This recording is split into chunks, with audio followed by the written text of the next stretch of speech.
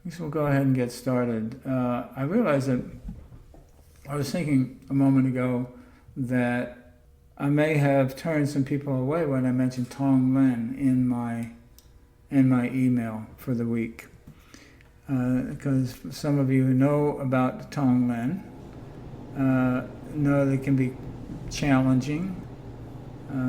Compassion is challenging, and when we've talked about the compassion exercises, when we do the compassion exercises, we'll do first for oneself, then for someone we love and care about, we have a good relationship with, then a neutral person, then a difficult person, and then the world. When we get to that point, particularly with people who we feel are doing their best to harm others, it becomes even more difficult to practice compassion. And Tonglen is for those of you who don't know, Tonglen is a practice from the Buddhist tradition where we become the transformers of the energy.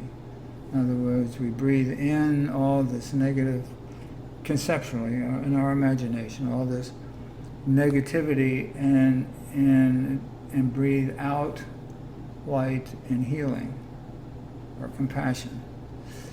And at first, the first time I did it, I thought, I don't think I want to be breathing in all that junk. But I realized that the practice emphasizes the fact that when exercising compassion, we can actually transform that negativity. It can actually be transformed. But if we take it in and exercise resentment, or exercise fear, or exercise self-protection, whatever it is, then that's where it stays with us. But when we transform it into compassion, it doesn't do any harm. It's just the way the world is. And as we've done before, we'll do a little bit of a warm-up practice for the Tonglen before we actually get into it.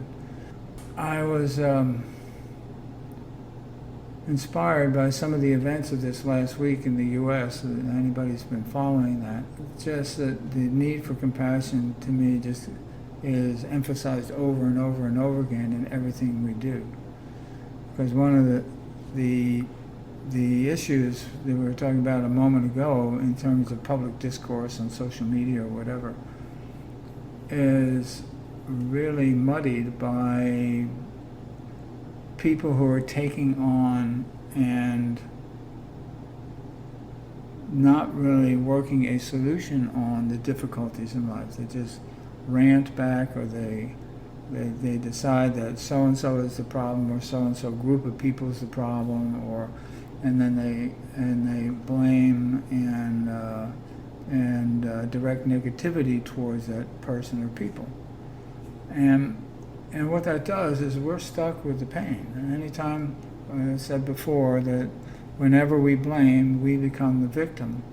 So from that perspective, a lot of the public discourse is really about blame.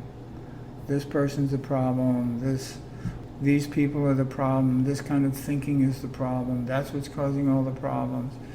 And so in that milieu, in that atmosphere, we become really susceptible to just being directed or guided or motivated in a particular direction. And we don't even really think about it or realize it. And I'm talking not us collectively, the whole shooting match, not just good-hearted folks here. The practice is, when it's like in the McCarthy era, McCarthy said, "Oh, so-and-so is a communist. We've uncovered communists and whatever." And everybody goes, "Oh, no." And then fear drives them to take certain measures, and we find out in the end that he was just lying all along. To a degree. There were certainly a lot of socialists around at the time, far more than there are now. but there was nothing like some kind of a takeover or anything like that. But I don't know if anybody knows the history, but he started to go after the military. And he held another meeting, and the top brass said, Mr. McCarthy, this is over right now. Because they knew what he was doing. Because, the War Department, the military knows a lot about propaganda, and they knew exactly what was happening and why he was doing it. So they just put an end to it, said, we're not doing this anymore. So it's really important to be able to tell the true from the false, and to be able to judge for ourselves where we stand in a particular position, and to be cautious and mindful, because a lot of people in opposition to the opposition create more opposition, and that becomes a real problem. Because one of the ways totalitarian governments have taken over is that they will start imposing restrictions and posting troops and things like that in different countries, and then start to oppress the people, and they protest, and they have a provocateur throw a Molotov cocktail, and then everybody goes to prison. It's pretty simple. That's the way it works. So how do we get out of that dilemma? How do we get out of that dynamic, mentally and emotionally, in a meaningful way? Back at in the Woodstock days, when Woodstock happened, it was an enormous statement there were over 100,000 people showed up at Woodstock, and they're saying, we want peace and love and light. We want a better world. Now, at the time, that was completely undefined. They had no idea of how to do that, other than have another festival, or to listen to certain music and that sort of thing. There was really no political action or positive action that came out of that directly. But what happened was, after that, when people started asking the question, yes, I want a better world, and how am I going to do that?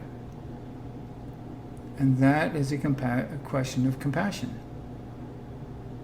Somebody gets angry about something, and they take action or have to do something, whether it's writing one's congressperson, or forming a nonprofit, or going to work for a nonprofit, or doing something out there to guide and change the world in a better direction. That's compassion.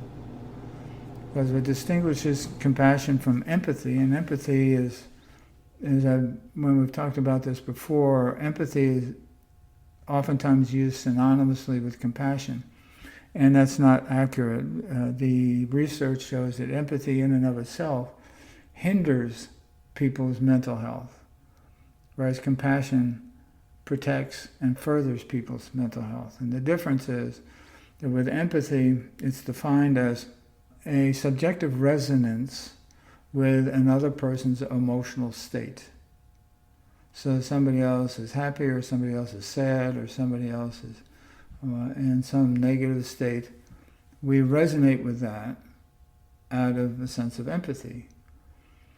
But by definition of the word, now you have two people suffering and not working on any kind of solution. And that's the big difference. And compassion subsumes empathy. In other words, we hear about someone somewhere else in another country gets shot, or their family gets bombed, or something like that. And we have an instant gut reaction of emotional resonance to that person's suffering. But if that's all we do, then we become subject to imbalance. And it's when we say, we've got to do something about this, whatever it is.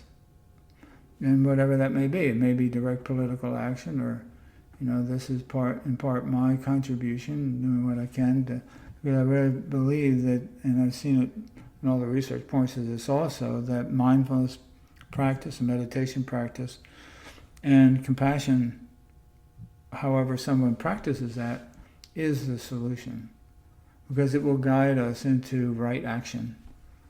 So today, as I've done before, start with a long mindfulness meditation to really get grounded in the pause between stimulus and response, in that space, and to really get grounded in that, so that when practicing compassion, whatever comes up, we can hold in that space and not get overwhelmed by it, whatever it may be, or get caught up in the story. We're less likely to get caught up in the story. So that in the process of the mindfulness meditation and the compassion, what we're really doing is grounding ourselves in the reality of the way things are, and suspending a rush to judgment, and considering carefully what the right thing is to do, and committing to do whatever we can do to bring some balance into the world. Now, in the email for this week, which I apologize, just got out yesterday. I was out of town and couldn't get to it till yesterday. But I mentioned again, as I've done in one other email, the Kogi people, or Koji people of Colombia. Their spiritual practice, and they've been around since pre-Columbian times. So who knows how old their tribe is, but their spiritual practices, whenever they notice there's something out of balance in the world, whatever it is, they go within to search for, is anything in me like this imbalance in the world? And they clean it up. They get rid of it. They have their own practices for doing that. And for us, the mindfulness and the compassion practices are a way of doing that. Vipassana is another way of doing that. Psychotherapy is another way of doing that. So I was going to suggest that when doing these practices today, to think about the things that come up that seem to inhibit our ability to get grounded in the present moment and to extend compassion at whatever level. To make note of that and to realize that those are our obstacles. Now, our obstacles are our friends. You know, if you take it, you can't figure out what's wrong with your car, and you take it to a mechanic, and the mechanic says, oh, here's an obstacle, your spark plugs are all worn out. And here's another one, the timing belt is about to give out. And you go, oh, okay, you know, so you don't fall into shame and try to drive it around anyway. You know, you take care of it.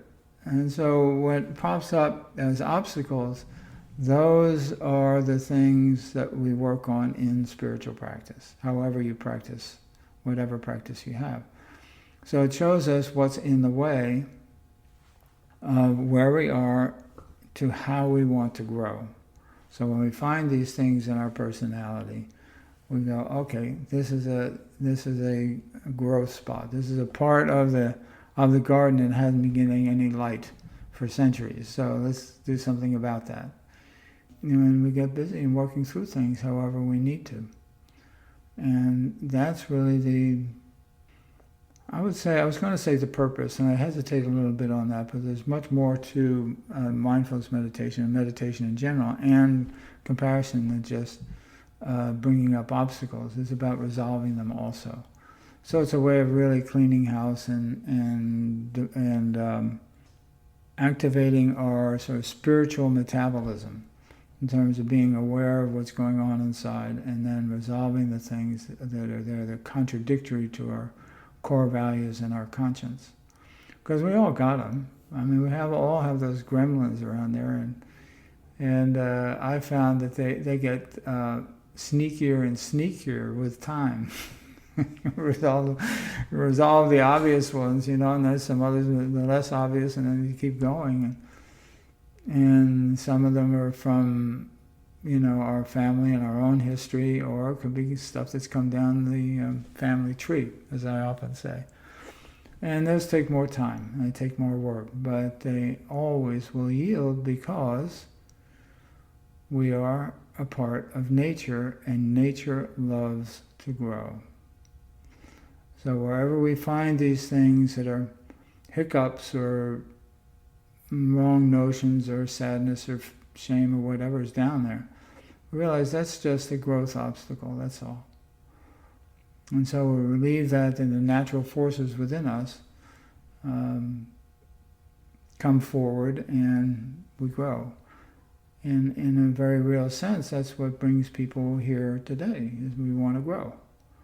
And that force is the same force within us that's in, the grass outside and the trees and the cockroaches and the animals in the forest, and everything's growing. And so we are too, and since we have self-awareness, we get to be aware of what is limiting our growth and limiting our full potential. And just as a footnote, parenthetically, we were talking about homeopathy. That's how homeopathy works, actually. The philosophy of homeopathy is that the reason why somebody experiences symptoms is because their natural energy, the life force, their vitality is not reaching that particular system or organ. And so what the remedies do is they remove the obstacle, the impediment to the flow of vitality. And when they do that and the energy is allowed to flow, then symptoms go away because the vitality is there to run things properly. And the impediments could be anything, a lot of times family history or for whatever reason, but it's the same concept. We remove the obstacles.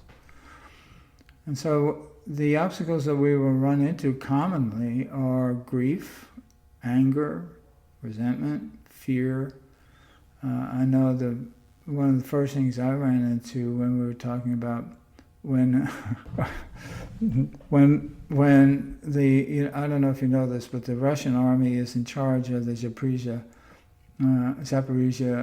nuclear plant in the Ukraine, and they took it over, I guess, a couple years ago, 2 or 3 years ago, and the British found that on the roof of all the buildings of the plant there was some unidentified object that was placed up there that couldn't be identified.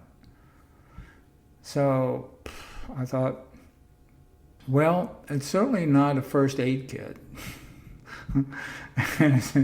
It's not, a pack of cards in a Monopoly game. It's ruling out certain things. Well, it must be some kind of bomb, which means that they can blow up the Zaporizhia power plant, nuclear plant, and cause an unbelievable nuclear disaster, worse than Chernobyl, right there in the middle of Europe, anytime they want to. So now I'm saying this, I guess, maybe unconsciously, to bring up some of these feelings that we're going after today, because our apprehensions are real. I mean, we are truly we have all these scenarios going on, and that's for real. And so our reactions to them are real. And my first reaction to that was fear for my own safety. That was my first reaction. And that really became untenable. I mean, I can't go around fearing for my safety all the time because of that and other things. I mean, that's debilitating. I can't function like that, And so I had to find some way out of that fear, and that brought me to a place of, well, there was a long process. There was fear, anger, resentment, apprehension. There's a lot of things. There was a lot of things along the way, but I finally came to the point where I don't have any control over what's going to happen, and I don't know if something does happen, I don't know where I'd be, or whether I'd be around family or friends or not, or maybe I wouldn't just see a bright light and that's it. But I had to really accept the fact that I don't have any control over that no matter what it is. And I don't know where I'll be. I mean, I would hope I would be able to, if something like that does happen, be around to help people. But I don't know. I mean, we don't know. So the idea, to me, and what I love about mindfulness is the only thing we really know is right here, right now. And if I have big decisions to make, like there's some business decisions that have to be made in a year or two, I'm kind of gathering data, but I'm not making any decisions because I won't really know until it actually happens. But I'm gathering data to know what the options would be. But I can't manage anything that hasn't happened yet. I can just be more informed of what it's like when, when those kind of things occur. But I realize it may never happen. So why would I build up expectations and build up in my mind this reality that X, Y, and Z is going to happen, and then it doesn't happen? I've wasted some precious time and energy. So I just kind of leave all that alone and realize all I can do is what I can do today. And when I do that, just sort of the most remarkable things occur. Ways of being of service come naturally. Ideas that I never would have had before at all come naturally. And it's amazing how that works. And I had to, at the beginning, think, okay, theoretically, spiritually, this path of accepting whatever happens, I believe is valid. Though for a long time it seemed nothing was happening. How can I be of service? And then, I'm doing this and a couple other things. But all of a sudden things started to manifest. And so we've gotten busier and there's more things in the works, and I'll be sending out a thing this week. I'm doing a new course in the fall called Mindfulness and Compassion for Mental Health, where we talk about, at the beginning I talk about mental health research on the effects of mindfulness and compassion on mental health. And then we do some exercises, and then we discuss what, and I just think it's going to be very helpful because it's hard for us to put together what happens what's really going on in our mind with our experience. We have this experience, and the neuroscience helps to bring more definition to it. So I think it'd be a really good course. So I'll be sending that out this week, announcement. So things like that began to happen. I mean, I was just sitting there one day going, why don't I do that? That sounds like a good idea. And so I urge people to welcome the difficulties and to welcome the obstacles, because they're the path along which we need to grow. And it's important to go lightly, so to speak, to at the beginning just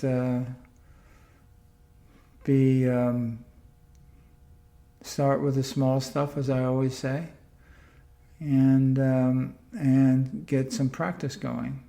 Now, and to that end, I'm sorry I'm going on a while here, but there's a lot to be. I think it's important to say all this stuff. With people who are new to meditation, I've started a new part of the exercise where in the beginning, and I tell them about this beforehand, we settle down, we get into the meditation. I said, bring to mind an orange, and bring any orange, and and think of it, bring it as think about the fragrance of the orange, or what the orange juice might be, and maybe the texture of the skin, but really get a vivid sensorial concept of this orange, and then let it go. And the reason I do that, if anybody's having trouble meditating, what I found is that it's easier to let an orange go than it is that nasty neighbor next door. So, so we practice. Just practice. We just practice. We just practice. And eventually we'll get to the point where we can let go of anything. Because if we know we can't do anything about it, there's no point chewing on it.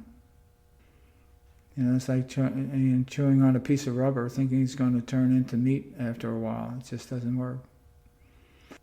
That's the setting for today's session. So I guess we'll begin with the exercises.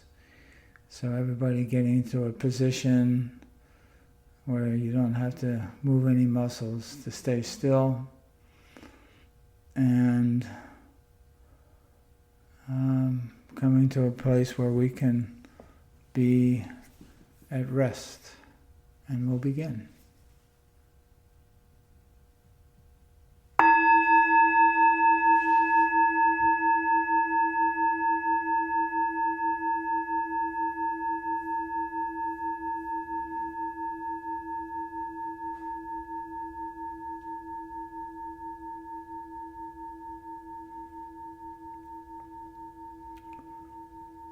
And settling into silence like the bell, following it into stillness.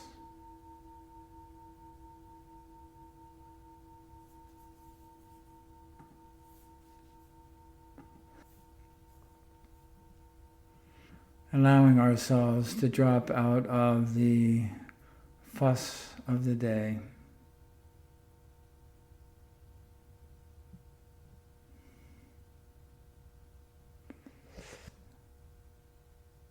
And simply come to sit.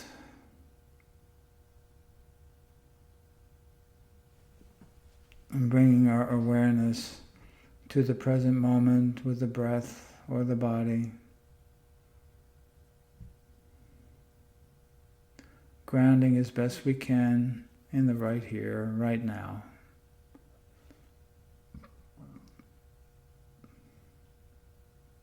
And when thoughts or emotions arise, we simply recognize them, that they have arisen, and let them go, no matter how sticky they might be or want to be.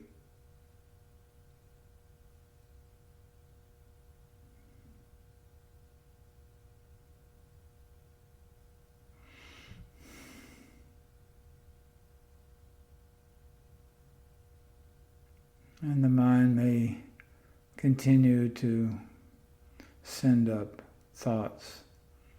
And that's okay. Sometimes the brain is like a freight train. It takes a while to stop.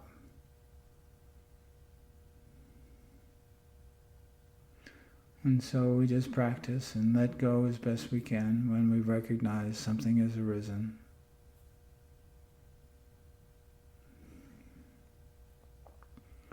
And without criticism or judgment, bringing our awareness back to right here, right now.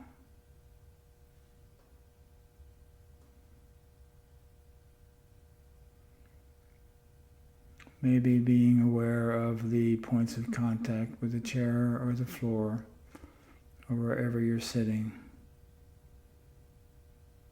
That wherever our mind goes, our body is still right here. It is our location in time and space.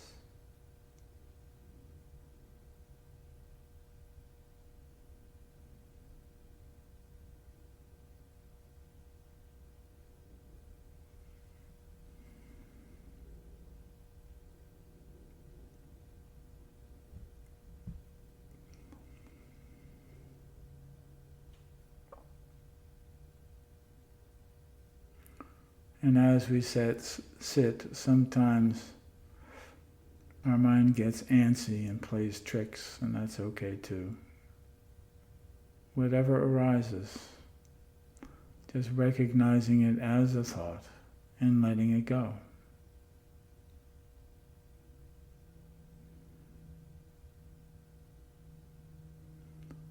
So that little by little, we come to settle with ease in the present moment.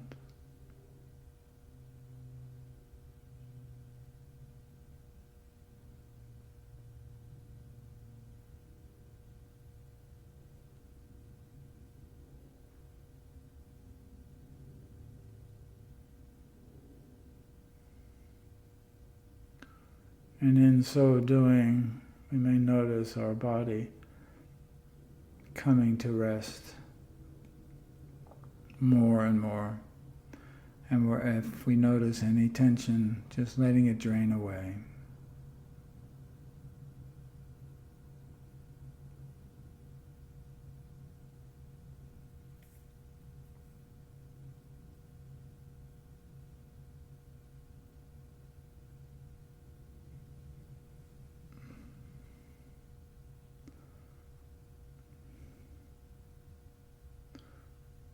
And however our attention is addressed, whatever the story is that may arise, to grab our attention away, just simply recognizing it as a thought or an emotion, and letting it go, like a leaf on a stream.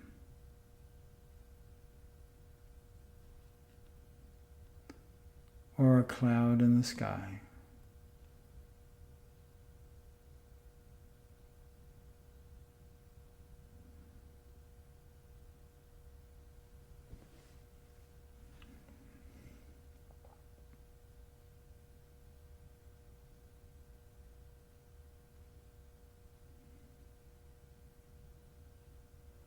And we may have to do this over and over and over again. Sometimes the brain is just like that, but we do this to give ourselves practice, and also to remind us of the reality that whatever arises in our mind like this is just a thought.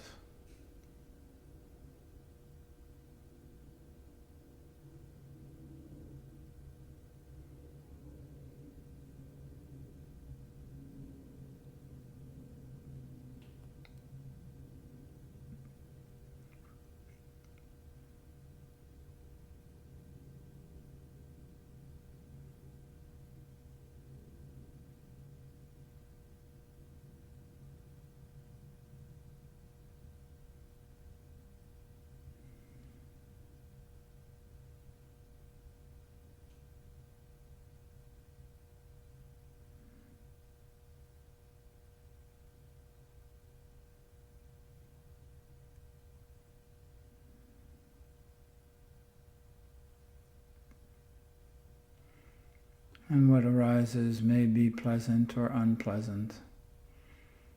They may be compliments or condemnations. Whatever it is, they're all in the sense the same as the thought of an orange. And when we let them go, they just disappear.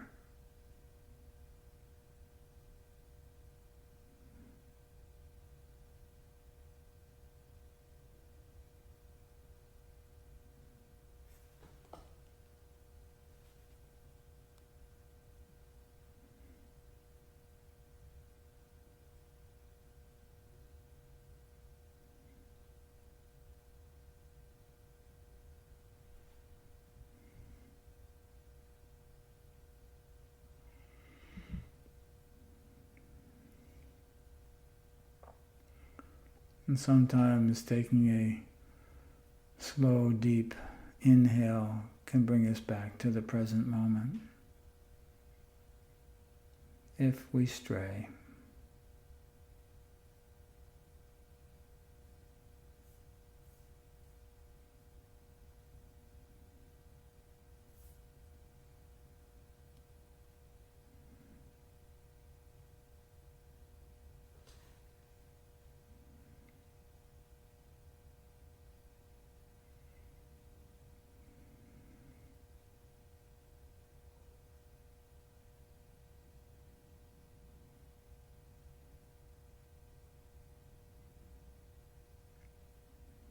And after a while, perhaps realizing, bringing our awareness to that space between thoughts, the space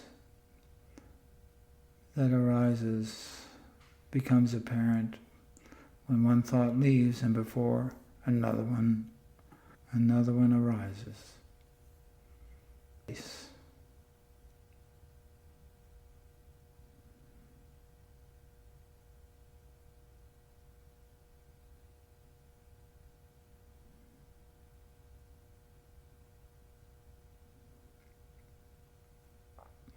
And this allows us to bring our awareness more fully to that space whenever it's present.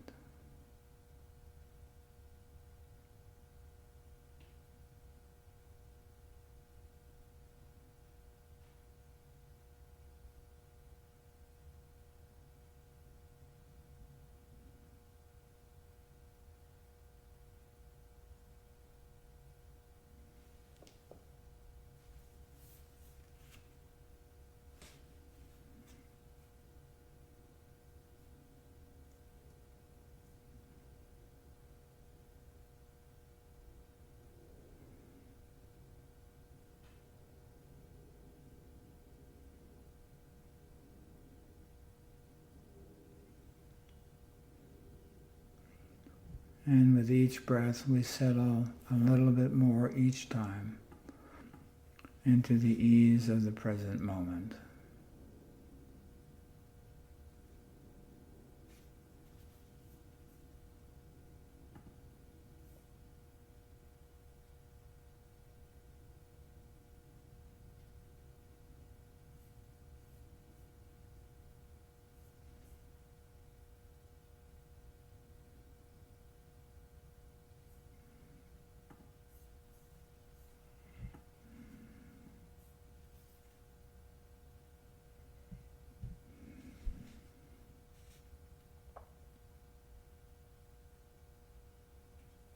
And finding ourselves just sitting.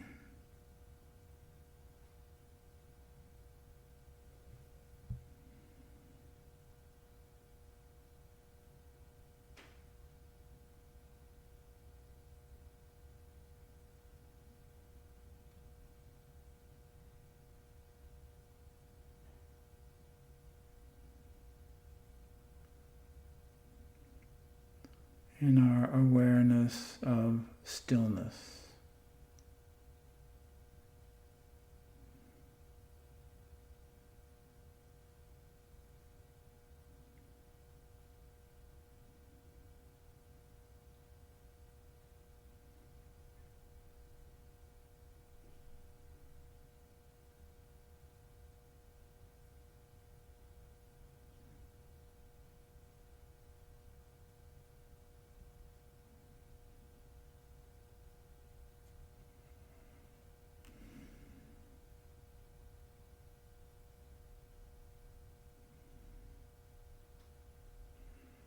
And realizing that every thought is just like a hologram. When we let it go, it just wanders off and disappears.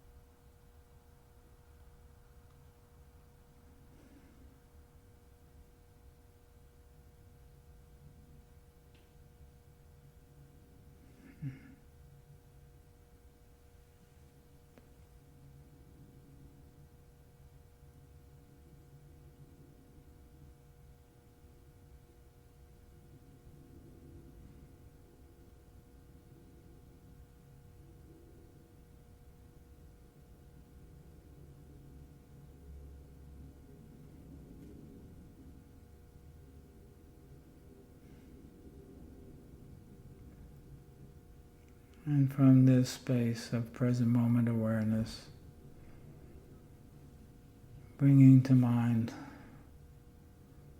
compassion for oneself, allowing it to arise, however it arises for you,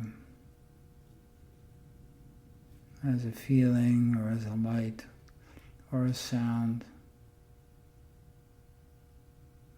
or just a physical sensation.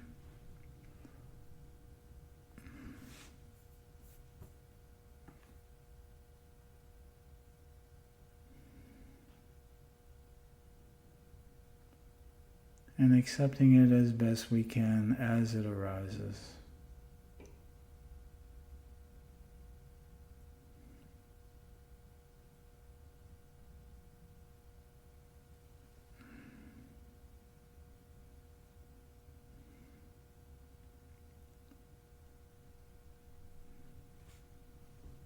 And being aware if the compassion brings up anything, memories or situations that have been difficult in the past, or something we're working on today that seems intractable.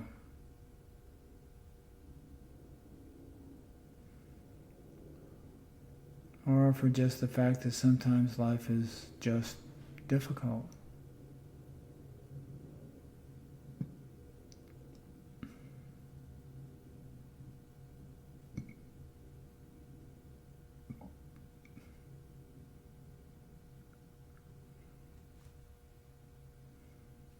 Or it may just be basking in the light of compassion.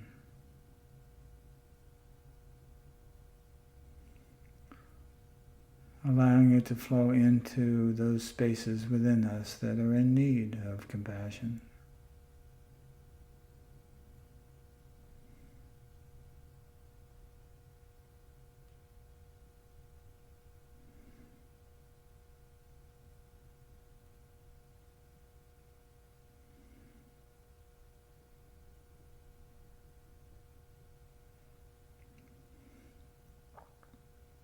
And knowing that that compassion is here right now.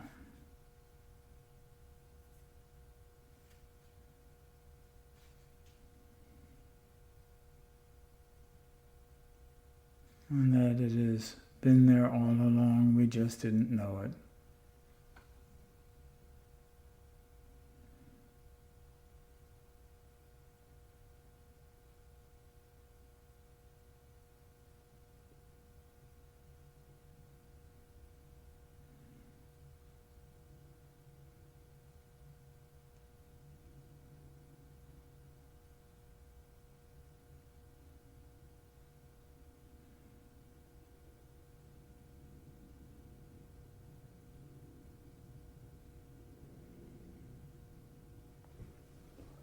And allowing the compassion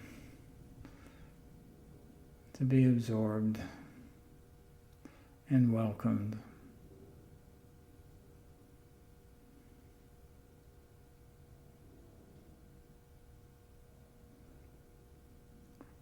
And to saturate our being, whatever difficulties we've faced, or errors we've made, or shame that we may have that doesn't seem to go away easily.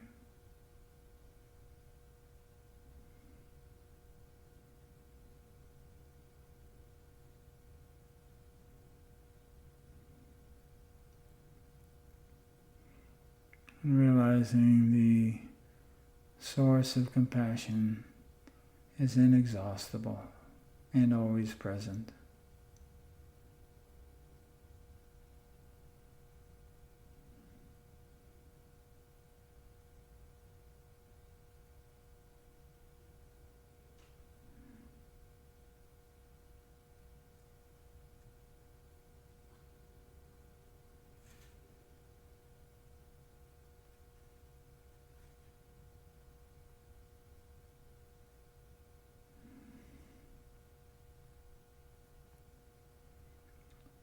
And allowing it to flow freely, if you can.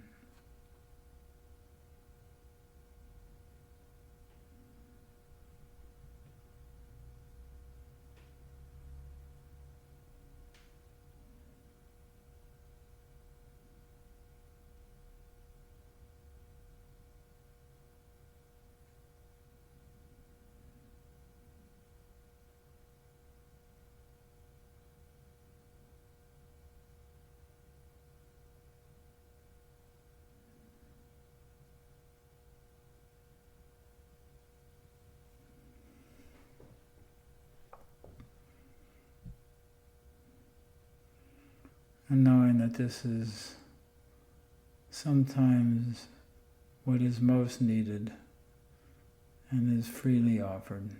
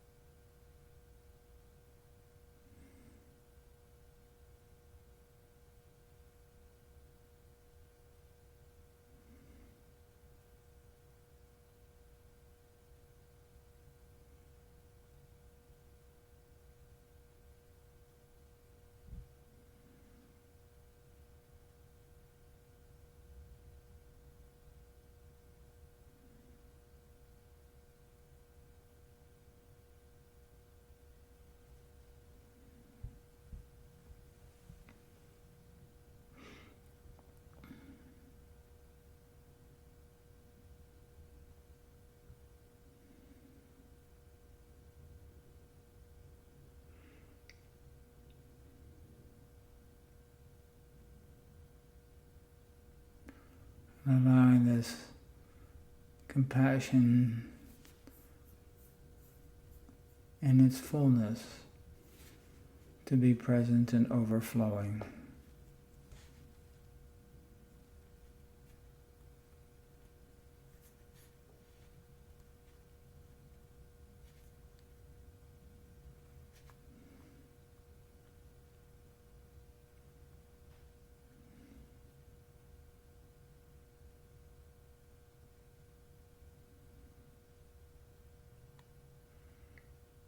And it can be toward a person or several people, people that you know or do not know.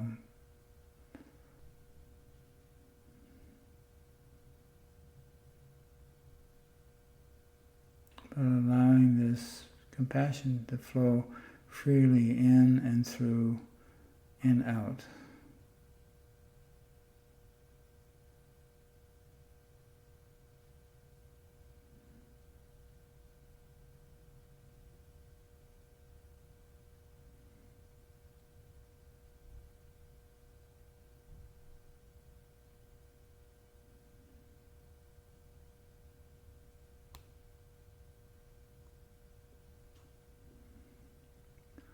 Knowing that we don't know how or what will change out there in the world, but we definitely know the compassion is needed.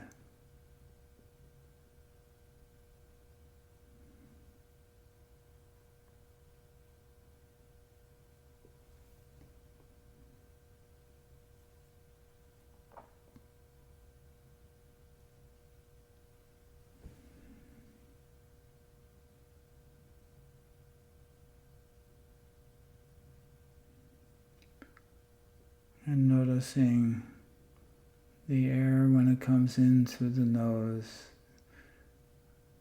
that it is cool, and when we breathe out it is warm. It is the natural process.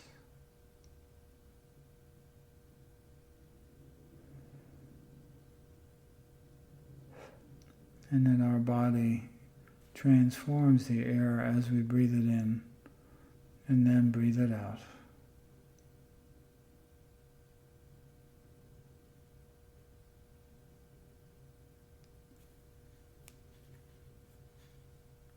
So in the same way, from a place of compassion, allowing some of the world's difficulties, and by this I mean starting small, something really minor, simply breathing it in and then breathing out compassion.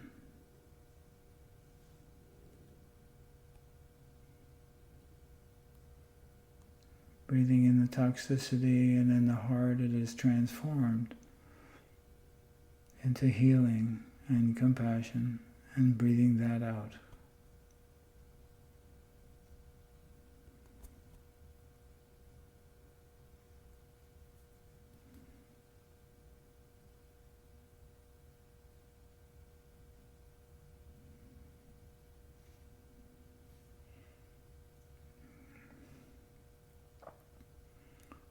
And noticing that whatever we breathe in is completely transformed in the heart into healing and light and warmth and connection.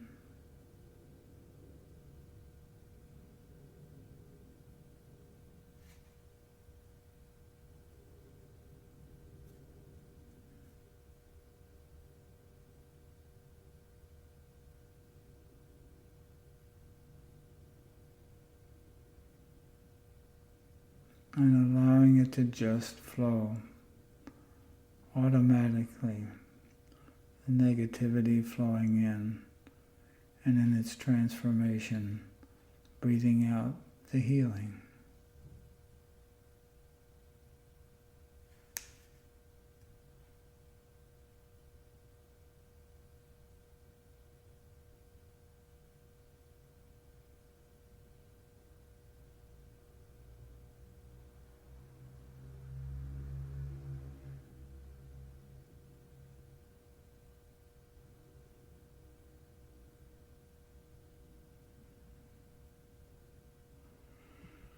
And allowing this to occur as best you can as a flow, an automatic process. Gently breathing in whatever it is and its transformation in the heart, and simply breathing it out, the healing and the warmth and the light.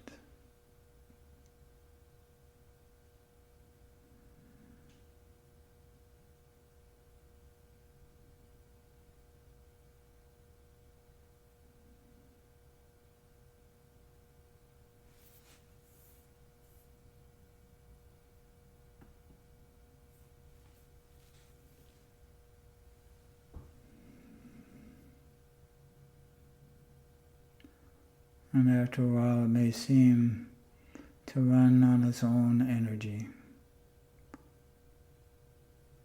naturally flowing.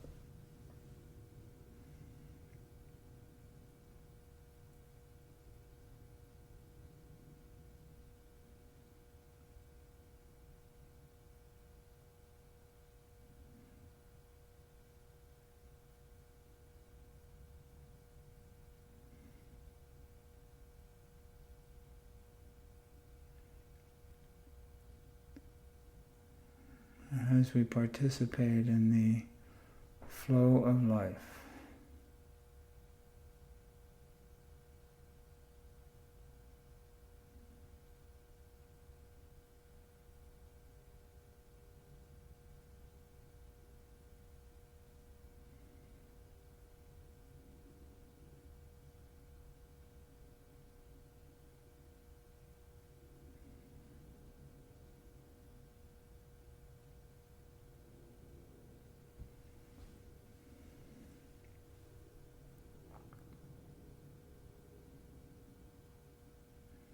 And in the fullness of the practice, coming to its close soon,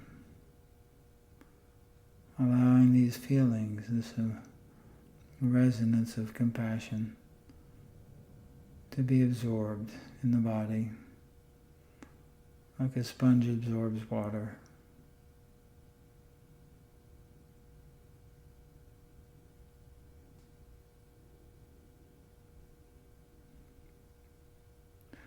So that when the bell rings again, you can bring this with you as you go about your day and come back to it at any time.